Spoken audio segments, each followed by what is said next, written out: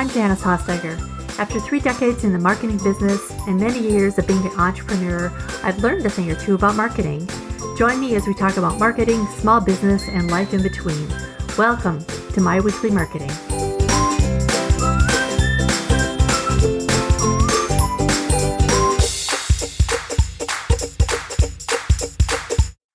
Have you ever gone to a speaking event or looked at somebody else's business or watched a video and thought, why does everything that they say pull me in? Their content clicks and their message sticks, and they just have this way about them. You might think it's charisma or just a certain je ne sais quoi, but it's probably something simpler than that. It's their branding. Today I'm talking with Kelly Schoenick about personal branding, what actually makes someone stand out, how to build trust faster, and how to translate who you are into messaging that brings in clients. Because personal branding isn't about being louder or wearing a certain color. It's about being clearer and a whole lot more memorable. So let's get into my conversation. Hey, Kelly, welcome to My Weekly Marketing. Thank you for having me, Janice. So let's start here. When you talk about personal branding, I think a lot of people start thinking about headshots and colors and, things of the more concrete nature. What do you really mean when you're talking about personal branding? Yeah, I like to think of your personal brand as the things that people associate you with, right? So your personal brand can be, anything that you're showing up and talking about online. If you're applying for a job, people might look at your social media, right? Like your personal brand is the reputation you're creating for yourself online. So it's all encompassing, but really, if you're wanting to build a personal brand intentionally, it's picking and choosing the things that you really want to become known for and really making sure that you're showing up and talking about those things strategically. Okay. So when a small business owner is starting to think about branding, it, that can be kind of tricky, right? So it doesn't really fit into the buyer's journey, which is what I focus on in my coaching with my students. It's really something that should be done prior to that. Is it kind of or is it an awareness tool, or is it more of a trust builder, or I was just gonna say, yeah, it is it fits in the buyer's journey in that it's the awareness, right? It's the helping people discover you, and then also that know, like, and trust factor, right? So people are maybe, you put out a post, something on social media, or, your personal brand can be developed through going out and speaking, right? So you go out and speak and somebody sees you on stage. It's all of these touch points that people are starting to associate you with something, right? Right. Your topic, your company, your even the things that you mentioned, like your brand colors and style and all of those things are all a part of that whole package of what makes what people think of you when they, what they associate you with, right? So yeah, I think it fits in the buyer's journey as that first awareness stage of people discovering you and then learning to like you, or knowing whether or not they want to work with you based on the things that they're seeing of you, that reputation that you're building online, the things that maybe the credibility that you're building through the things that you're talking about. So yeah, I would say it fits in that kind of the top of the funnel, the awareness stage. okay. So if somebody is struggling with their marketing, maybe struggling to bring in clients, what role would personal brand play in that problem? Yeah, well, if they're struggling to bring in clients, my question would be, how are they showing up, right? So Mhm. a lot of us, especially, small business owners, solopreneurs, we're so stinking busy, right? Like we're busy every day with the work that we forget to show up sometimes. And what I mean by that is, we need to be present on social media. I mean, and that can look different depending on what your business is. But if you're in professional services, if you are serving other business owners, if you're B2B, you should be showing up on LinkedIn regularly. So that's one thing. It's also, in other ways, maybe your customers, maybe Facebook or Instagram or something like that is a better platform for you to reach them. Just again, depends on what your business is, but showing up regularly and making sure that people are seeing you, because a big part of marketing and developing your personal brand is reminding people that you exist. Hmm. Because, you and I met Janice, I don't remember, a few weeks ago, right? And let's say, you and I had a networking conversation, right? And you didn't need it at the time, right? But let's say 6 months from now, you meet somebody who's in the middle of, trying to develop their personal brand. Maybe they're just starting a business, whatever. And you're not going to remember me 6 months later, right? But if I'm consistently showing up in your inbox, on your social media feed, and reminding you that I exist, you might tell that person, "Oh, I know this great person that you should talk to," right? So it's consistently showing up in a way that people remember what you do and how you can help them when it's the time that they might need you. Mm. I love that you also pulled visibility into that. And I think the one area that I struggle with personally is being visible. Like I get busy in my business and I'm behind the scenes and I'm doing all this and writing emails and working with clients and da da da. And I forget that people don't actually know that I exist. So I love that you said Exactly. that. Like somebody recently said to me, you need to be doing something every day to make yourself visible. And I just thought, that's really true because it's so easy for me to forget about that. So I'm really glad that you mentioned that. Yeah, and it's true, and you don't have to get overwhelmed with that though either, right? Like Mhm. so because we are busy. For me, I put 1 hour, maybe 90 minutes on my calendar every Monday because I am not a Monday person, Janice, and so Mondays, typically I'm like, it is just everything hits me in the face. It's Yeah, Monday morning. I got to do all the things, right? And so actually, that's the best time for me to focus on things that I know I just need to get done during the week. And I block off my time so yeah. I don't have meetings because I am not in the mood to see anyone at Monday morning at 9 o'clock. But that's the time when I go, you know what? This is when I'm going to pull some of my clips from podcast episodes I've been on or, blog post I wrote recently. I'm going to create a snippet that I can share on LinkedIn. And I schedule out 3 posts for the week. And so I spend that little bit of time Monday morning when my brain is in the best place to do that type of work, right? And I get it done for the week, right? And so then the rest of the week I don't have to think about it, but I've got scheduled posts that are going out at different times during the week, and that way the work is done for me. I'm showing up, I'm visible, but I don't have to make it a daily just, task that I Get have to on deal with, camera. right? Yeah, yeah. Yeah. Do you feel like branding, especially personal branding, is hard to do in yourself? Like I remember hearing the phrase once, a jar can't read its own label. Is that true or am I looking at branding the wrong way? I think you're right. I think that all of us struggle a little bit with that, whether it's imposter syndrome or, just it's hard to know how people see you, how they Mhm. perceive you, right? One of the ways that I think that we can do that is through thinking of the questions that people ask us, right? So when I used to work in publishing for 10 years, I worked in publishing, and I didn't think anything of it. Like I learned a lot during that 10 years, but I didn't realize how much other people didn't know about the publishing process. And it was through many conversations. I would go to conferences or networking groups and I'd be talking to people and I would just mention my previous experience and they would say, "Oh, I've always wanted to write a book." And they would ask me questions about writing a book, about publishing, about the process. And I started to realize, oh, these are the things that people, that they don't necessarily know. And this is the way that I can show up and help people, right? So it was kind of like taking that, it wasn't really a feedback loop, but kind of turning it into a feedback loop of these are the things that I have to give that people, could need and want from me that I can now share with other people. I think that, I mean, that's one way of kind of getting out of our heads and thinking about, how we can serve people. But I think also just asking people what you can help them with or what asking for feedback about things, that type of feedback really can help us hone in on what those things are that really people associate us with and that we can talk about more in our content, whether it's blog posts or social media or whatever. Gotcha, gotcha.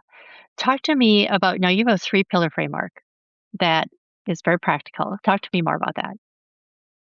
Yeah. So we've covered a couple of these pieces already, right? So when I talk to anyone who's wanting to build their personal brand, there's three things that I say that they should focus on.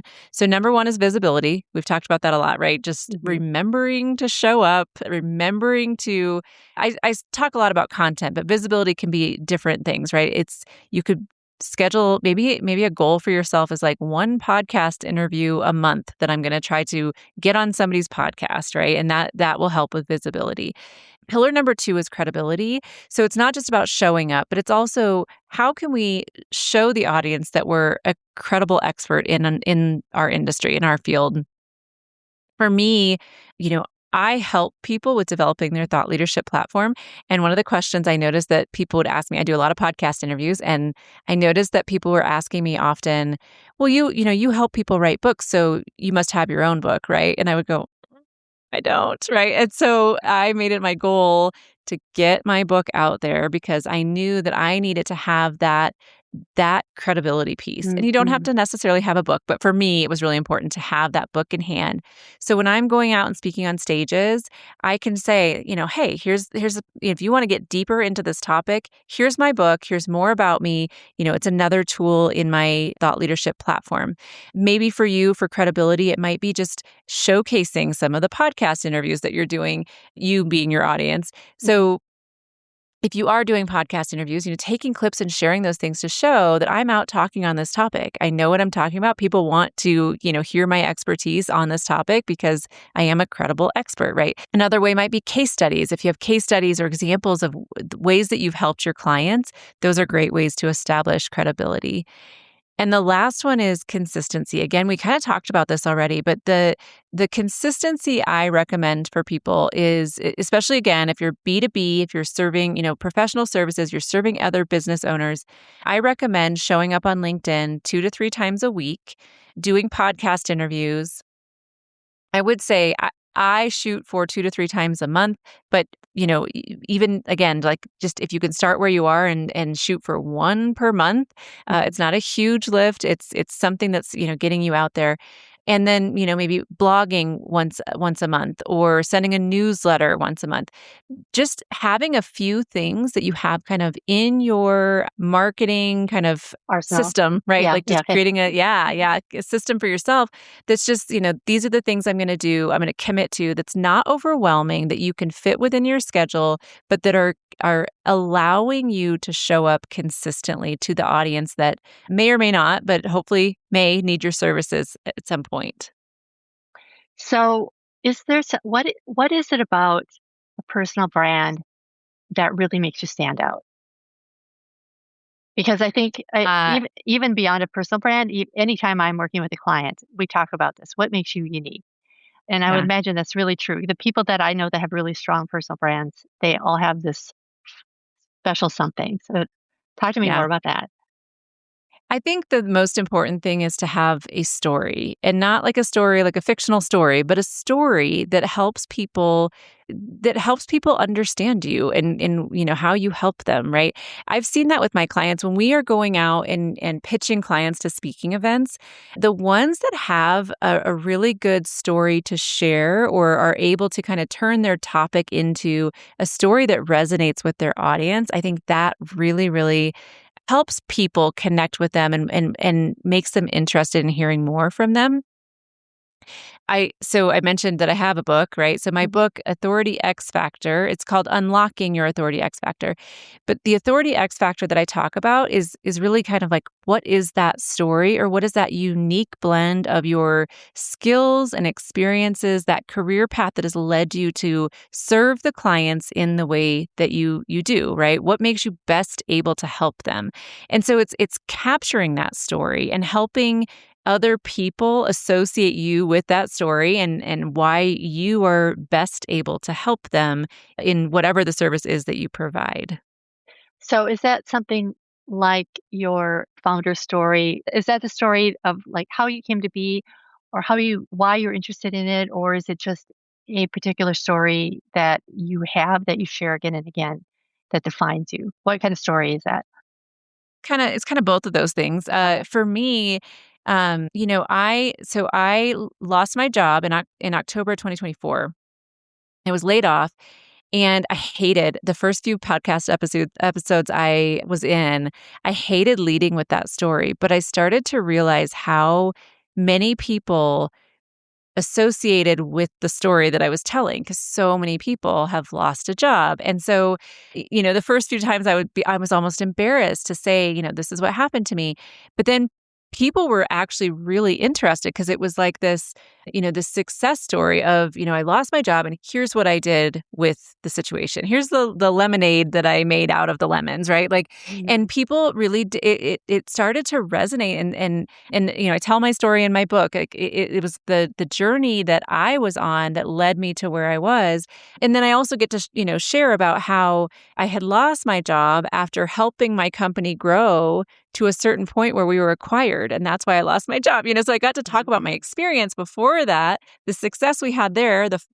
It's this kind of story arc, right? Of like, and then this happened, and then I was whatever in this state of like having to decide what to do next. And again, people were associating them like it was resonating with them because a lot of people have experienced what I had experienced, and they want to know that there is a light at the end of the tunnel. There is hope, for them, right? And so what I was doing was kind of growing a following of people who wanted to start their own business. Maybe they're even in corporate still and they want to get out of it and they want to start their own thing, right? But to know that that is a path that they might be able to take and have success, it resonated, right? So again, that's just my story and my experience.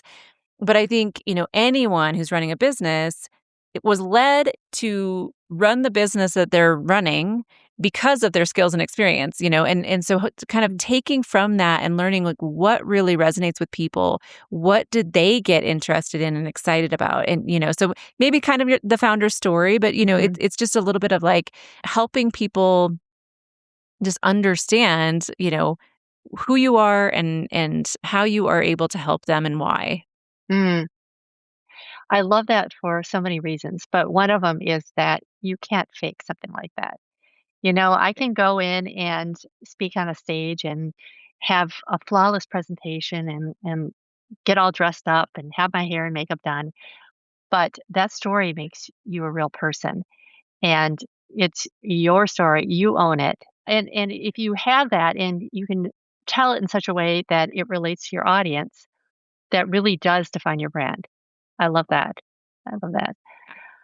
How does personal branding show up in your day-to-day messaging? Now you talked about, like, being on a podcast or speaking at an event. How would it show up, for example, on your website or in your emails? Yeah. Well, so again, I podcasting is such a powerful tool. I often will do that right now. I mean, what a great example. This is what we're doing right now, right? And you're asking me these questions. And what I do after every podcast interview that I'm in, and I did 60-ish last year. I'm shooting for like 50 Wow. to 50 to 60 this year. It's kind of an average of one a week, right? And you know, partly because that's what we do for our clients is we help our clients get podcast interviews. So like I've got to be doing the thing that we help other people do, right? But so I take every one of them and I pull the transcript and I put it into, an AI tool, right? And I have it extract for me like what are the questions that were asked of me? What are the topics that came up? What are some Mhm, of these stories that I told that I can share, right? Because every host asks different questions. I might say the same stories often, but really you're asking me different questions than the last host asked mhm, me. So I can take every one of those, I can turn that into a topic that I can blog on, that I can put into my newsletter, that I can take a clip and share the clip of us talking. There's so many ways that I can do that. And all of it's related to my core topic, which is related to my personal brand and the business that I am running, right? And so it's a great way. I think if nothing else, podcasting is a great way for small business owners to practice their message and then turn that one hour or even sometimes just 30 minutes of you talking into multiple forms of content. oh, what a great use of AI too. That's the one thing that I have loved about AI is just giving it tons and tons of data, and it will spit out patterns. It will Yes. spit out, like you said, questions or topics. And oh, great idea. So, what are the biggest mistakes that you see small business owners making with their personal branding? Well, so I think one is, we talked about a little bit, just like forgetting to show up. I Mhm. think that, a lot of times we get busy, don't feel like doing it, right? Or sometimes it can feel salesy or icky or, like you're bragging or whatever. And I think we have to get over that feeling and know that really our message is important because we're helping other people. So when I go out and talk about my journey, yeah, it can feel almost like self-indulgent and bragging and you feel like you're saying the same things over and over, but you're reaching a different audience every time. You're reaching new people, you're building awareness, you're gaining visibility, all those marketing things that we've been talking about in this episode so far. And I think the biggest mistake is like we take for granted like our experience and we get led by that like just that feeling of like I don't want to do this or I don't want to do it in this way, whatever. And we kind of have to get over ourselves and remember to just continue showing up, continue to share our message, even if it feels like repetitive, like we're saying the same thing all the time. Because to other people, they're not seeing every one of your posts. They're not seeing every single thing that you do. And so you're continuing to show up with that same message so that when they see you again, they remember that you exist and they remember how you can help them. Yeah, yeah. Well, even if you I mean, first of all, you're reaching new audiences all the time. And even if you do hear someone's story over and over again, they're never going to tell it the same way. And I've heard there's people who are famous that I've heard their story repeatedly. And every time I learn something new about them, and I think, well, that's really interesting. That's really cool. And it helps develop that whole person in my brain. And I think you're absolutely right. I think that happens when we tell our story again and again. Do you feel like somehow I because I've been guilty of this too. I used to have a design agency, so I used to design a lot of websites, and I would get I would certainly focus on logos and colors and all of that. And I've had some personal brand advice that would be like, well, if your color is blue, you should have everything blue. And I feel like this is poor advice that's out there. Is there any other advice that you think like, yeah, this is gonna get in the way of your personal brand rather than benefit it? That's an interesting question. I don't know. I think, when you talk about like website stuff, I think all of it is similar in that everyone has an opinion, right? And when I used to work in marketing for an accounting firm. And I remember that like every single person who came and looked at the website had a different opinion about what the wording should be or what pages we needed or what this should say or that should whatever. And I remember constantly, yeah, I mean, how it goes, right? I remember constantly making changes based on feedback I was getting. And I think we can do the same thing when it comes to our personal brand. You talk to one person, oh my goodness. And sorry, I had another thought about the same thing. We just did this with a client. We helped ghostwrite the book, right? But this particular client would go and talk to somebody and they would say, "Oh, but you need to have this in it. Oh, but you need to have this on the cover. Oh, but you need whatever. You need to publish through this platform or that platform or whatever." And every time he came to me, he was changing his mind because he was talking to different people and everyone had an opinion. And he couldn't like go in one direction because every time he talked to somebody, they would tell him something different. And I was like, oh my gosh. And I think same thing with your personal brand. Again, like you could talk to one person and like they might have an opinion about your colors and they might have an opinion about, where you're going out and speaking or whether you should niche down or not or whatever, all the things that small business owners have to deal with or have to think about. And I think it's really important to just not overthink it and make decisions. And don't, you're going to get feedback from all kinds of people. You're going to get different opinions, you know, whatever thrown at you, right? And I think that it's really important to just tune it out and know what you care about and what you don't and just the rest is just noise, right? Personally, when I created my brand colors, so the first few months I had my business, I didn't have really any of that stuff organized, like as far as my brand colors, my website, all of that. It took a few Right. months to kind of get all of that. But one of the things that was important to me was I wanted the color pink in my branding. And that might be, a controversial opinion for some people because pink is not a very professional looking color in some ways, right? But to me, I was like, I love the color pink, and this is a woman-owned company, and I want to have that as part of my branding. So we created this brand that has a lot of pink in it, and I love it. I absolutely love it, and I don't care what other people think about it because it is truly me, and that's what matters, right? So Yeah. I think that's the mistake a lot of people make is just, letting other people sway their opinions, especially in a way that like will make them like zigzag, and you just gotta like stay the course, I think. Yeah. I think where I get hung up on all of this is not necessarily colors. And when I was designing websites, I would definitely say, "This is not your brand. This is the manifest. This is like the tip of the iceberg of your brand." Your brand is your mission, your vision, your goals. I mean, that's where I would put in the nexus of this brand, and then it works outward from there. But I think for a personal brand, the thing that always got me hung up, and this is kind of weird, but it's like I'll see people out there doing the same thing I'm doing, and some of them will go on podcasts and do their videos in, a t-shirt and ripped jeans, and other people will be all, buttoned up and, just looking professional. And this is where I get in my head, and I'm like, well, which one am I? Because I wear t-shirts and I have ripped jeans, but I also dress up. Like, I'm wearing a dress today. It's like, so which one? Like, I think I get stuck in this where I have to slot myself into something to represent myself in a fully authentic way when I can't define what I I am. Does that make sense? Yeah. And Yeah, I know what you mean. I think, well, and having the marketing agency background that you have, you know this world is very casual, right? Marketing right, agencies often do show up in hoodies and totally. baseball caps and whatever. Yeah.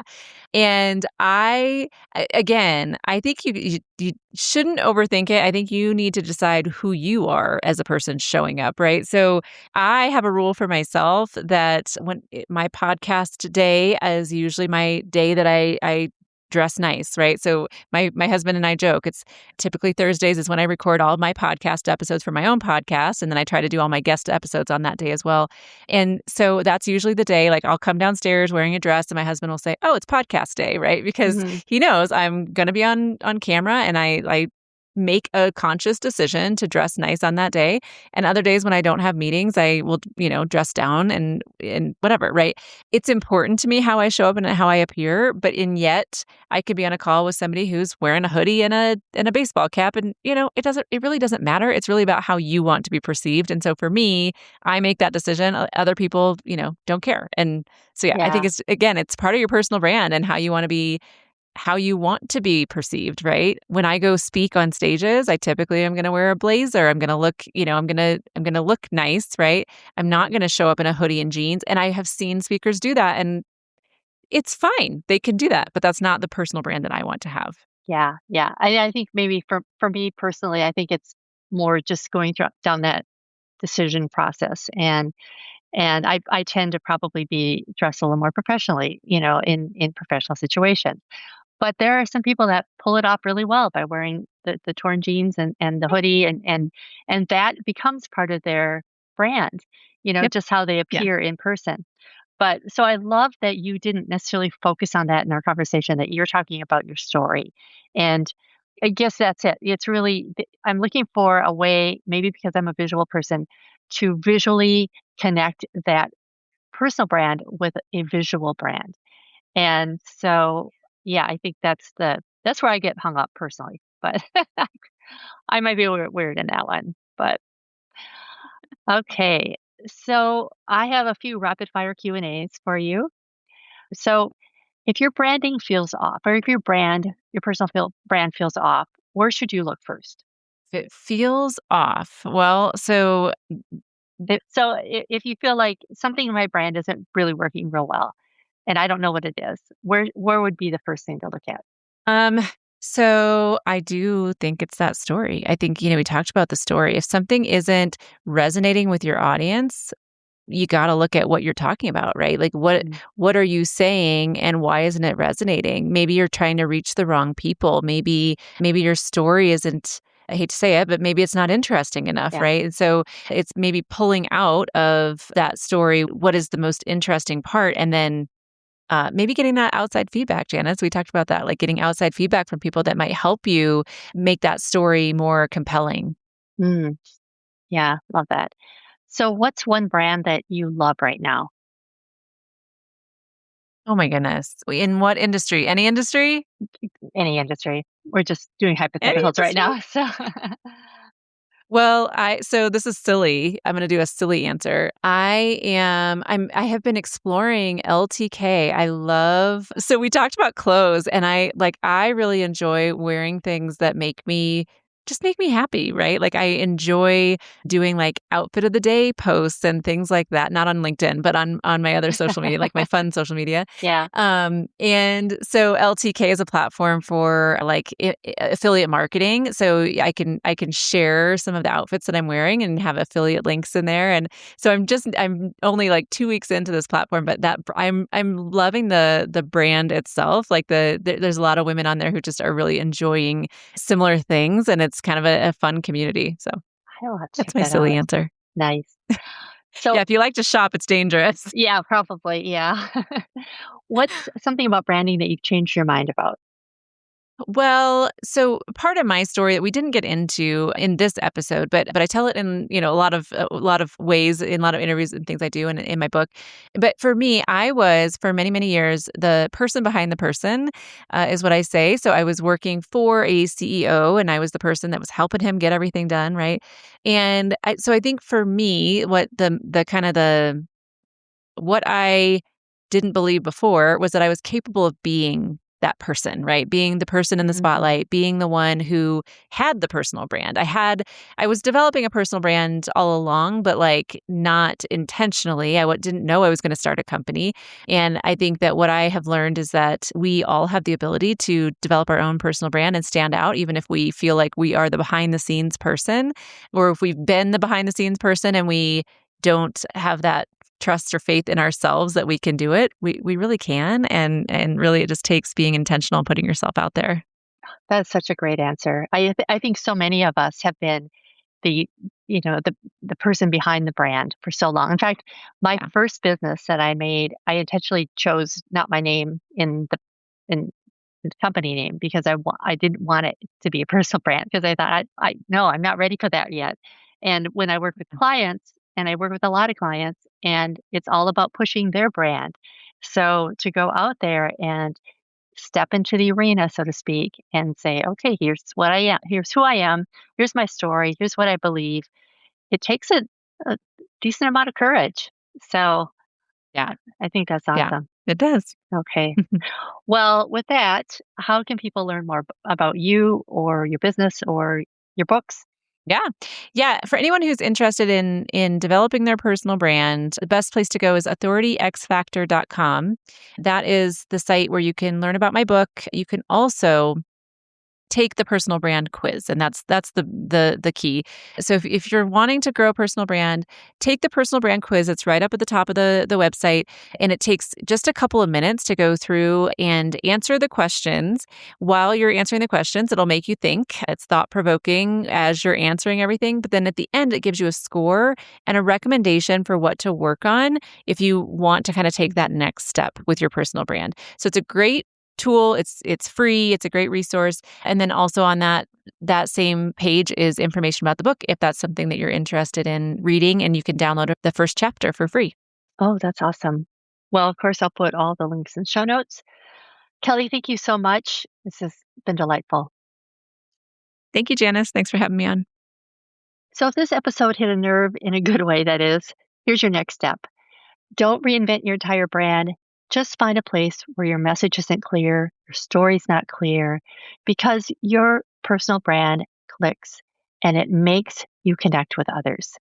For more information about anything we talked about today, you can go to myweeklymarketing.com/156. Thank you so much for joining me today. I'll see you next time. Bye for now.